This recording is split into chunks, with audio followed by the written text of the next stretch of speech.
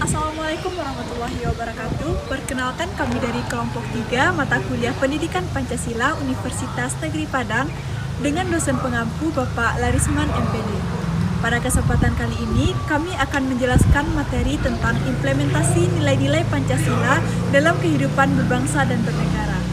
Untuk itu, izinkan kami memperkenalkan diri sebagai anggota kelompok dan juga dosen pengampu kami Bapak Larisman MPD.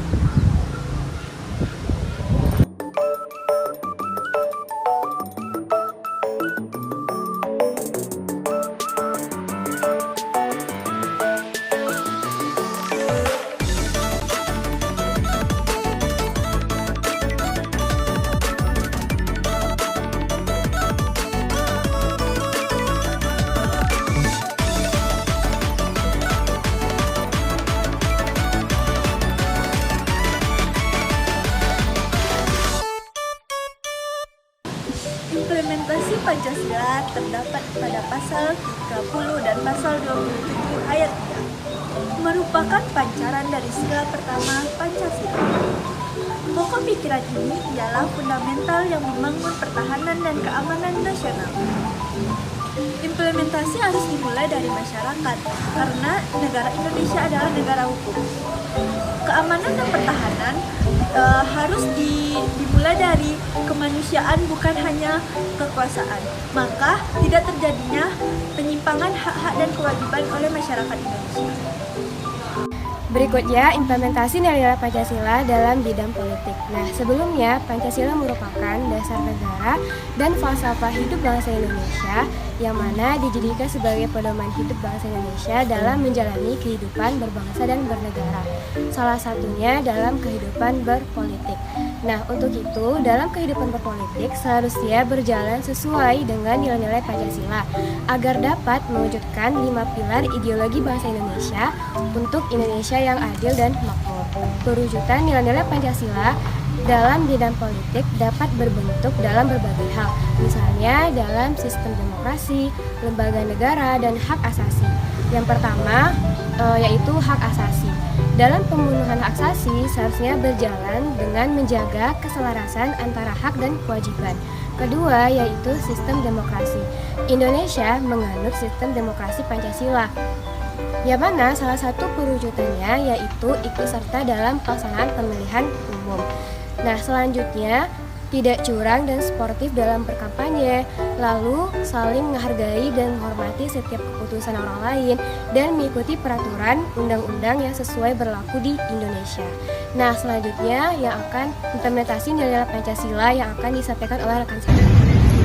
Saya akan menjelaskan apa saja implementasi nilai-nilai Pancasila di bidang sosial budaya. Yang pertama, bermusyawarah. Bermusyawarah yaitu pengambilan tindakan atau pendapat melalui keputusan bersama. Yang kedua, menghargai pendapat orang lain. Yang ketiga, bergotong royong. Yang keempat, meyakini adanya Tuhan yang Maha Esa. Yang kelima, toleransi antar umat beragama. Implementasi nilai-nilai Pancasila dalam bidang hukum. Yang pertama, terdapat nilai ketuhanan, yaitu menjalankan proses hukum sesuai dengan kaidah-kaidah keagamaan yang benar. Yang kedua ialah terdapat nilai kemanusiaan, yaitu penerapan dilakukan sesuai dengan nilai-nilai kemanusiaan. Yang ketiga, terdapat nilai persatuan, yaitu setiap lembaga dan pihak saling integrasi agar berjalan lancar. Yang keempat, terdapat nilai kerakyatan, tidak semena-mena, individualis dan egois dalam pemutusan hukum. Dan yang kelima ialah nilai keadilan, yaitu memperlakukan setiap orang sama dalam hak keadilan tanpa terkecuali. Baiklah, untuk implementasi nilai-nilai Pancasila di bidang HAM untuk kehidupan di berbangsa dan bernegara.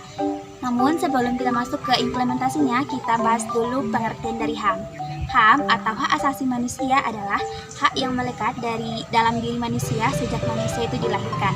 Untuk penempatan implementasi nilai-nilai Pancasila yang pertama yaitu HAM dalam nilai ideal Pancasila. Nilai ideal Pancasila ini adalah nilai yang relatif tetap atau tidak akan berubah. Misalnya untuk sila yang pertama yaitu ketuhanan yang Maha Esa, Di sini, hak asasi manusia menjamin hak kemerdekaan untuk memeluk agama serta hak melaksanakan ibadah menurut kepercayaannya dan juga saling menghormati perbedaan yang ada di Indonesia. Lalu, untuk sila yang ketiga yaitu Persatuan Indonesia. HAM atau hak asasi manusia mengamanatkan adanya unsur pemersatu di warga negara. Nilai yang kedua adalah nilai praksis. Di sini nilai praksis adalah nilai yang merealisasikan nilai-nilai instrumental yang ada dalam kehidupan sehari-hari. Contohnya ini seperti mengutamakan kepentingan negara di atas kepentingan pribadi. Nah, untuk sila yang ketiga, contohnya ini seperti cinta tanah air, lalu juga ada rela berkorban untuk kepentingan umum dan masyarakat. Nah, yang ketiga ada nilai instrumental. Apa sih itu nilai instrumental? Nilai instrumental merupakan pelaksanaan dari nilai-nilai dasar Pancasila yang bersifat khusus. Nilai instrumental juga merupakan pedoman pelaksanaan dari kelima sila Pancasila. Pada umumnya, nilai instrumental ini berbentuk seperti ketentuan-ketentuan konstitusional, di antaranya berbentuk undang-undang dasar maupun peraturan daerah. Nah, untuk peraturan perundang-undangan yang menjamin tentang hak asasi manusia, di antaranya yang pertama, Undang-Undang Dasar Negara Republik Indonesia tahun 1945, terutama pada pasal 28A sampai 28J. Yang kedua ada TAP MPR nomor 17 MPR tahun 1998 yang menjamin tentang hak asasi manusia.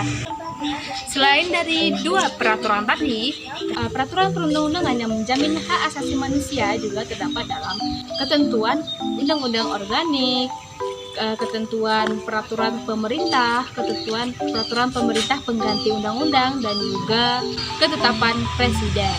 Nah, itu dia teman-teman, peraturan yang menjamin tentang hak asasi manusia. Implementasi nilai-nilai Pancasila dalam bidang perekonomian negara. Yang pertama, ketuhanan yang Maha Esa, artinya berlakunya etika dan moral agama, bukan materialisme semata. Yang kedua, kemanusiaan yang adil dan beradab, yaitu tidak mengenal pemerasan atau eksploitasi. Yang ketiga, persatuan Indonesia, yaitu berlakunya asas kebersamaan, asas kekeluargaan, sosionalisme, dan sosiodemokrasi dalam perekonomian negara. Yang keempat, kerakyatan, yakni mengutamakan kehidupan perekonomian rakyat dan hajat hidup orang banyak.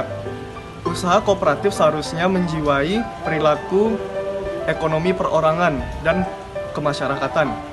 Yang kelima, keadilan sosial, yakni persamaan atau rasa emansipasi yang harus ada dalam bidang perekonomian negara tersebut. Materi yang telah disampaikan. Terima kasih bagi teman-teman yang telah menyaksikan. Semoga apa yang kami sampaikan dapat bermanfaat bagi teman-teman semua yang mendengarkan. Sekian, terima kasih. Wassalamualaikum warahmatullahi wabarakatuh.